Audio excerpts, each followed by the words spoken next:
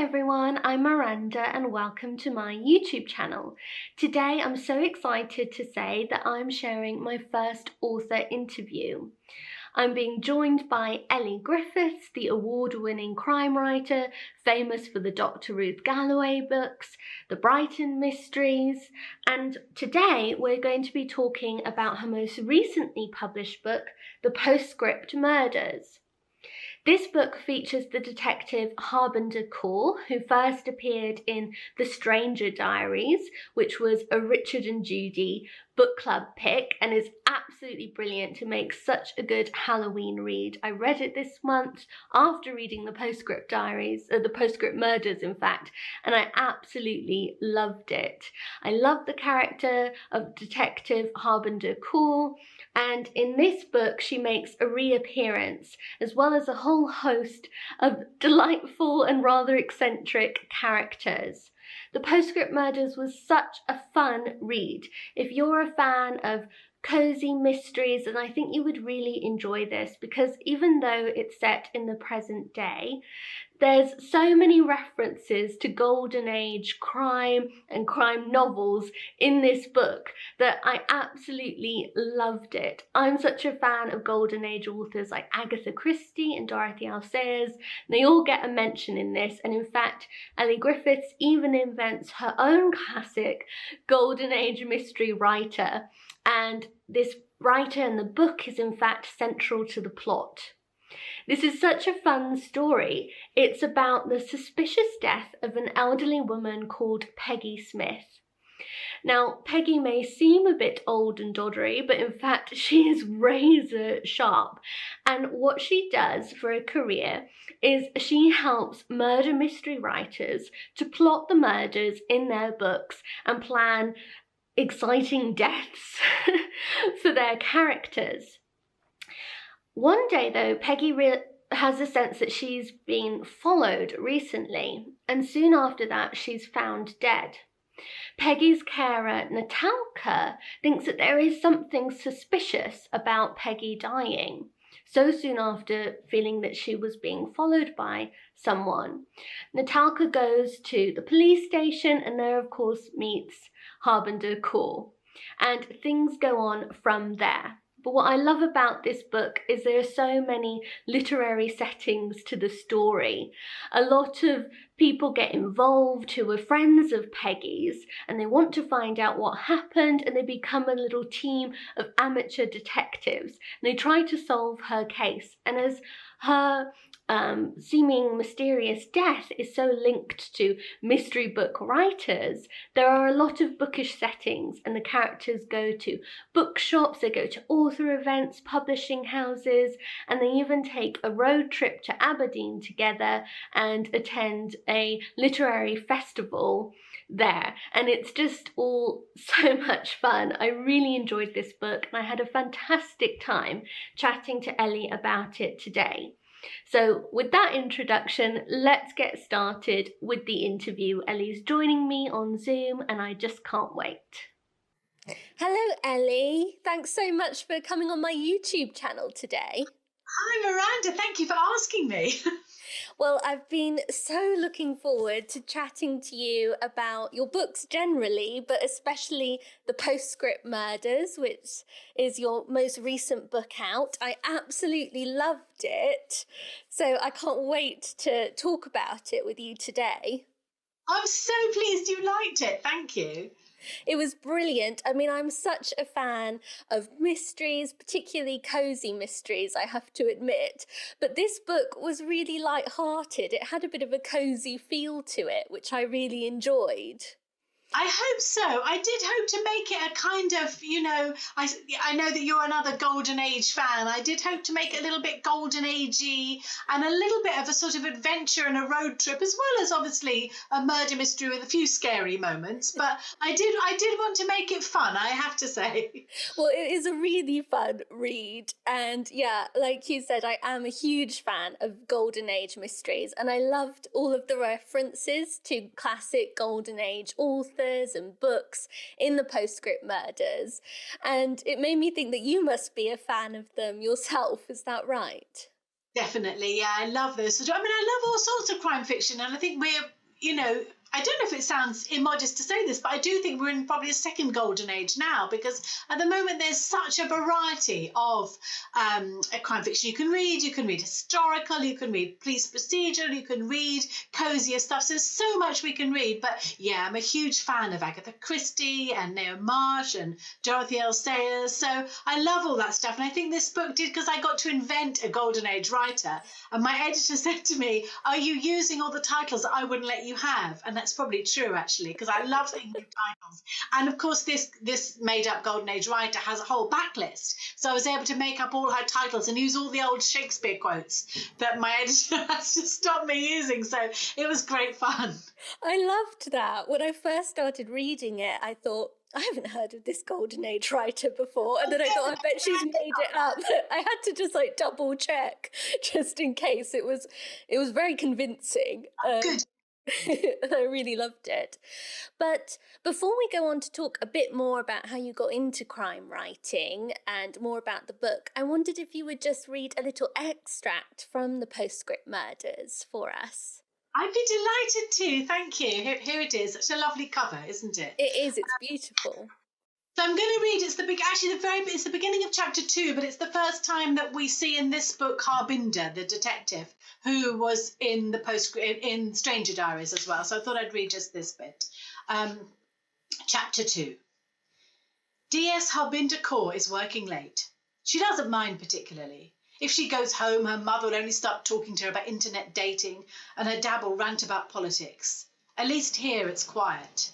No Neil, D.S. Neil Winston, her partner or work husband, as he cringe-makingly calls himself, brushing imaginary crumbs off his desk and doing those irritating bicep curls as if every second not spent in the gym is time wasted. No Donna, her boss, D.I. Donna Bryce, bringing in her weekly shop and complaining about the price of Pringles. Empty, the CID room feels orderly and manageable. Harbinder completes her last batch of filing and mentally awards herself a gold star. Best gay Sikh detective in West Sussex. First out of a field of, well, one. Still, a gold star is a gold star. What should she do now? Wash out the coffee cups? Water the drooping spider plants? Phone Claire and catch up with the latest gossip? Go on Twitter and become disgusted with the world? Play a round or two of Panda Pop? She decides this last is the best use of her time. She actually gets out her phone and is about to click on the game when the intercom buzzes.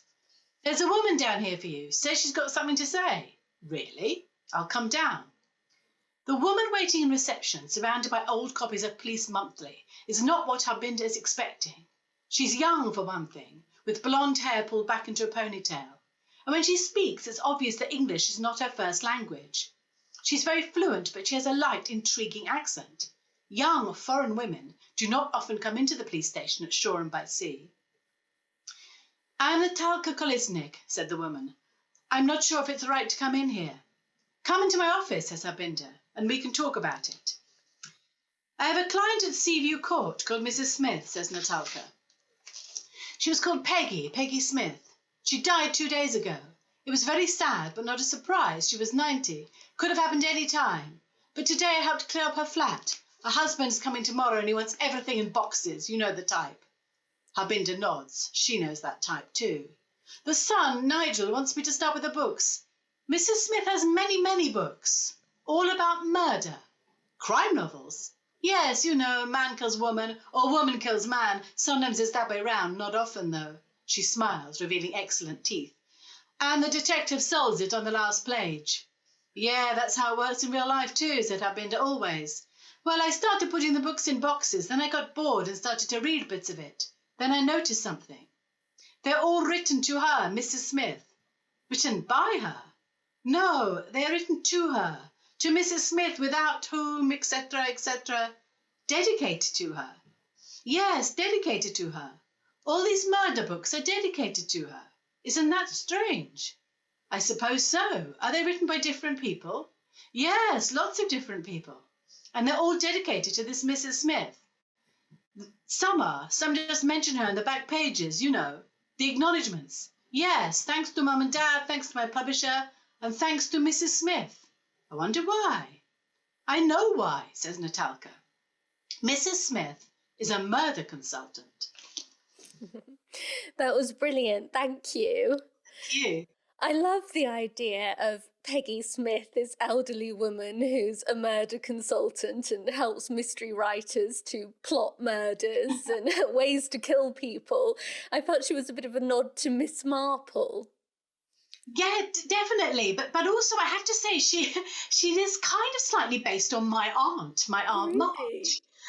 So my aunt Marge is a lovely aunt. She used to live in Norfolk. She was a great help when I was writing the Ruth. Well, I still am writing the Ruth novel set in Norfolk because Marge knows everything about Norfolk. But recently she moved to a retirement flat in Seaford on the south coast, not far from me. So kind of a different side to me to Shoreham, but very sort of similar place really. And I don't know what it was, but something about her flat. She got this lovely flat with a lovely view of the promenade and the sea. Yeah. It kind of has made Marge a bit obsessed with murder. Keeps looking out of the window and seeing people and having ideas for murder plots. And then she rings me up and she says things like, "Oh, hello, love. I've just seen a vicar." And I was just thinking, could you kill somebody with incense? You know, he has these ideas. And so I thought that's what made me think, what if there was a lady seemingly very respectable, my aunt's an ex maths teacher, super respectable, seemingly very respectable, who was secretly a murder consultant helping crime writers to kill people. So that's where the idea came from. Oh, that's amazing. That's wonderful. I love that. A real character behind the story. I think I have that's to say, fantastic. Marge is alive and well, and well, and she knows she's in the book, so it's all okay. Well, she must have been thrilled. But yeah, I mean, I love the idea. It's brilliant. And I love the detective Harbinder Kaur as well. I think she's a fantastic character. We first get to know her in The Stranger Diaries, as you said, and now the Postscript Murders features her too. Both of these books seem to have been described as standalone books, but I'm wondering, are they becoming a series? Are you tempted to make it a series, or are you still not wanting to commit to that? I know, it's funny, isn't it? Because obviously I've written a long series, the Ruth Galloway books. There are 12, and I've just written number 13. And I've written another series, which is the Brighton Mysteries. So you're quite right. Stranger Diaries was meant to be my standalone, you know, just characters you wouldn't see again. But I did get fond of the detective, Harbinder Kaur, and I was quite surprised because other people seem to like her too, because she's quite a sort of prickly, sparky Yes. character. So, but people did seem to like her, and she was fun to write. So I thought maybe I'd do another standalone, if you like, but with her as the detective.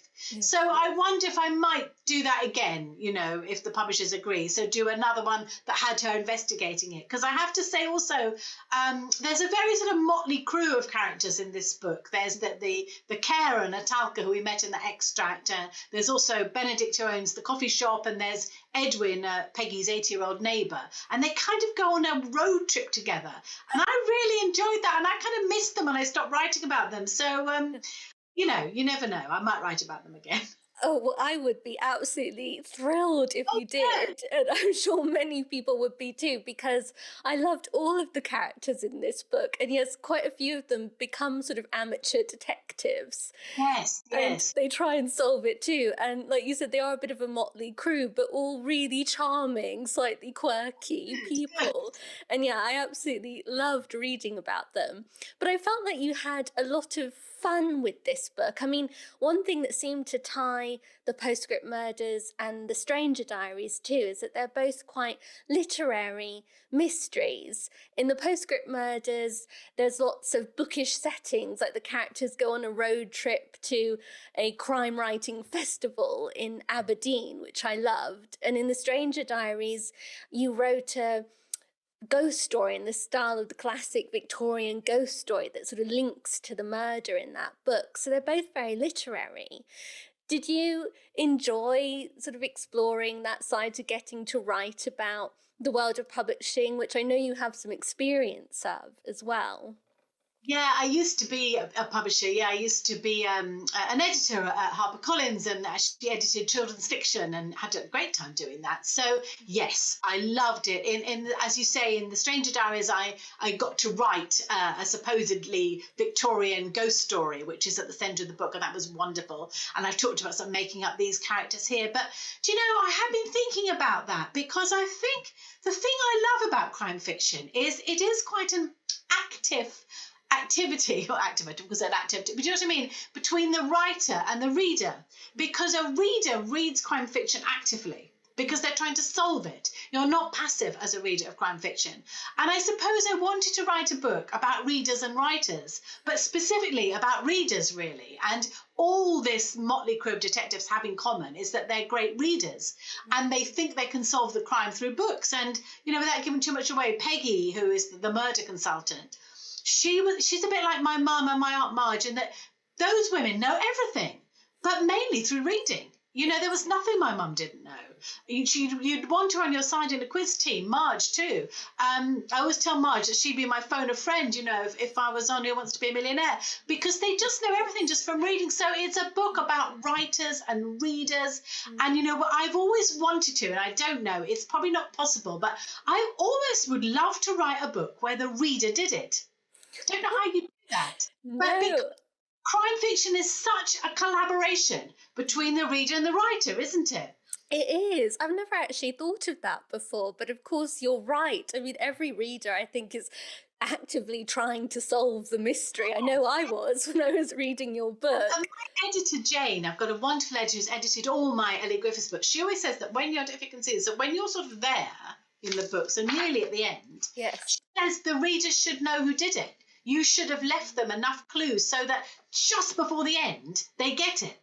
So, you know, it's all those things that are so interesting, aren't they? Oh, they are. And yes, that's always like my favourite part where I think that I have got it and you know you're going to find out soon if you're right. And yeah, I love that part of the book. But I wanted to ask what made you become a crime writer yourself? Was it partly through being a reader of these sorts of books and loving them? Because I know Elly Griffiths is a pen name and you wrote other books first under your real name, but they weren't mysteries, I don't believe. So would you tell me a bit about how you got into writing crime? Yeah, of course. Yes, so my real name's Domenica De Rosa, which one sounds made up, and two does sound like a romantic fiction writer. And so my first four books were written as Domenica De Rosa, and they were, I mean, not romantic fiction. I suppose you'd call them women's fiction. I never really liked that as a title, but you know, there are books about families, relationships, history, that sort of thing. And then when I wrote The Crossing Places, which is the first Ruth book, my agent said to me, "Oh, she said, this is crime. You need a crime name." And I didn't really put a lot of thought into it because I just thought it would be for that one book. But I did pick Elly Griffiths because my grandmother had been Ellen Griffiths. So I wanted to use her name. And yeah, and I remember when I worked in publishing, we used to always say to our authors, because quite often you have that discussion with people about how they want to be published. And we used to say, oh, in a bookshop or in, you know, in a library, A's up there, Z's down there, but on eye level is FGH. So you That's so want to pick funny. an FGH name. So that's why I picked Ellie Griffith. But just to go back to your question, so they were my first published books, but my first ever book was written when I was 11, and it was a murder mystery, and it was called The Hair of the Dog. Must have been something my parents talked about, but it was set in Rottingdean, which is near where I live now, a little village just outside Brighton, and it's about a group of people, a group of young people who think nothing ever happens in their village, so they stage a fake murder, but the fake murder turns into a real murder. So that's what it's about. But it shows that even at 11, I kind of was a crime writer, I suppose, you know, a wannabe crime writer. And even in my Domenica De Rosa books, there's always a mystery. So I think I was probably a crime writer all along. I just didn't realise it. Well, and I mean, all of your books are brilliant. The Postscript Murders was actually the first book of yours that I've read, but then I went on to instantly read The Stranger Diaries, and now I've read the first Ruth Galloway book as well, and I'm just on a roll. I'm just sort of keeping Thank you. you. Oh, above and beyond the call of Awesome. duty. Thank you. No, oh, they're absolutely fantastic. I adore them. But coming back to what you were saying about thinking of the reader playing an active role in reading your books, one thing I also noticed and really enjoyed in the Postscript Murders is you have a little shout out to book bloggers in it, which was lovely to read. And I wondered, because social media has developed so much over the time that you've been writing. And do you enjoy that side of the bookish community at all? Sort of knowing that there are book bloggers and bookstagrammers, as we're called, out there. Is it fun as an author to kind of have a bit of an insight into that? It's actually my favourite bit of the process. I really, really love it when you can talk to people so instantly who've read your book. And in the case of book bloggers and bookstagrammers, they're people who love books, aren't they? And I think we all get on because that's why book festivals and literary festivals, a bit like the one in the book, though without the murders, are so much fun because we're all people who just love books and reading. And, I put the book bloggers in because they're having a great old time at the bar. And I've had many times at the bar with book bloggers, so I just put that in there. But yes, I love that about it because not only do you know your book's being read immediately, but it's being read by people who love books. So that is obviously I always feel nervous when each book comes out because you don't know if people are going to like it or not. But I think the immediacy of social media is something that I like, and I love doing events, and I've really, really missed doing live events during these past, months when we haven't really been able to do them, because I just love meeting people who like books, and particularly who like my books, of course, but generally just who like books. And I just really like that about it. And I go looking back to when I was first published, my first of Domenica De Rosa books was really before there was the internet. It wasn't that long ago, but it was before there was this kind of dialogue, and it did feel a bit like the book came out and you didn't know who was reading it. So I love the fact that now, because also you guys read so quickly, so book comes out and by the evening somebody's asking me some questions about it. So I love that. I really love it. Well, that's so lovely to hear. And I mean, from my side, it's always so wonderful when an author is really friendly and wants to engage in that way. I mean, that's really special. But so many of my followers have recommended your books to me. Yeah, it's really wonderful. But I wanted to ask you too, because you're writing, Postscript Murders and The Stranger Diaries are kind of these standalones. Of course, your Ruth Galloway books, you have quite a few titles in that series. So many people love them. I'm really enjoying getting into them now. But I wanted to ask about what it's like as a writer to write quite a long series like that. And, with crime writing, we've got some rather bad examples of authors getting sick to death of their main detective. Agatha Christie and Arthur Conan Doyle famously tried to kill off their detectives. How do you feel about being with a character for so long?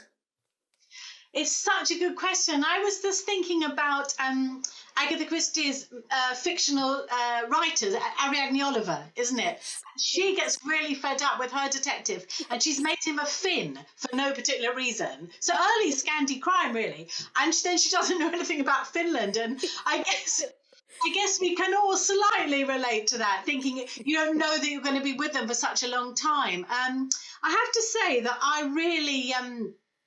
really love Ruth, and I like being with her. But so there are now 12 Ruth books, and I've just written book 13, which is called The Nighthawks, and it will be out in February. So, but before I start each one, I always do have that moment's worry that I won't be able to get into Ruth's head and sort of do her voice, if you know what I mean. They're not first person, but they're close third person, so you're very much in her head, really. So I always have that worry before, but so far, touch wood, there's probably no wood in my little writing shed. Got the cat there, though. Oh yeah, that's lucky.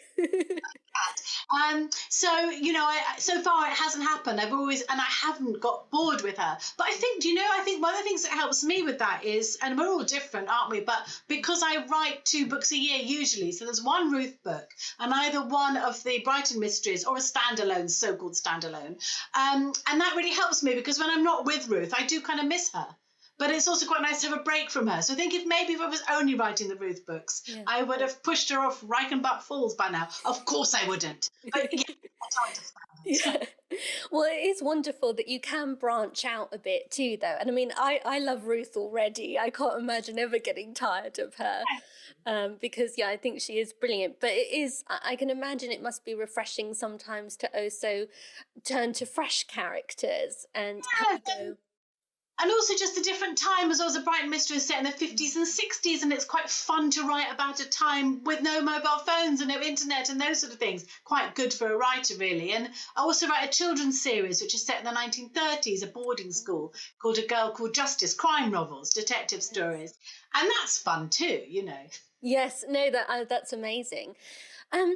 You were saying how you do think about the reader is meant to be able to solve a mystery before the end. The author is meant to leave enough clues for them.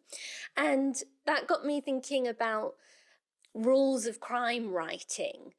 Are there particular sort of rules of mystery writing that you follow? And are there any that you love to break?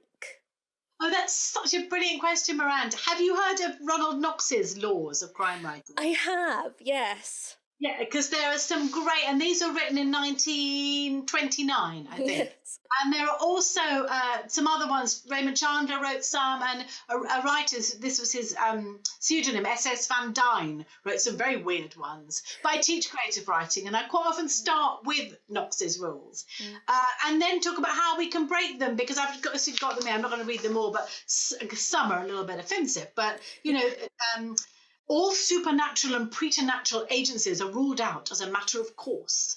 Not more than one secret room or passage is allowable.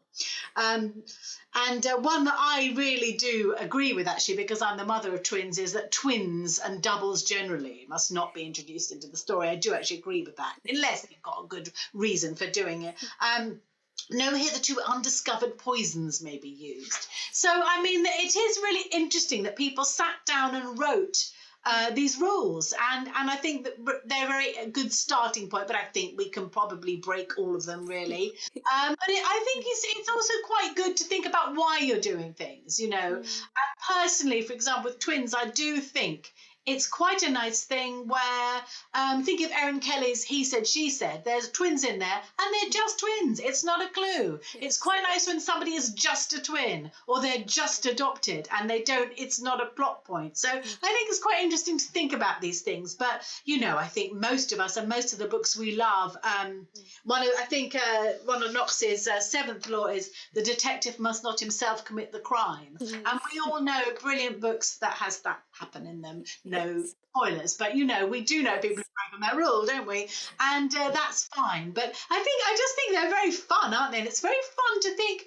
I suppose it was an attempt to sort of bring some order to the genre, that at the same time all these writers suddenly started thinking about the clues. But there's a terrible S.S. Van Dyne clue that's something like, the reader must not be a servant, it must be a meaningful person, or something like that. Wow, S.S. Where are you coming from?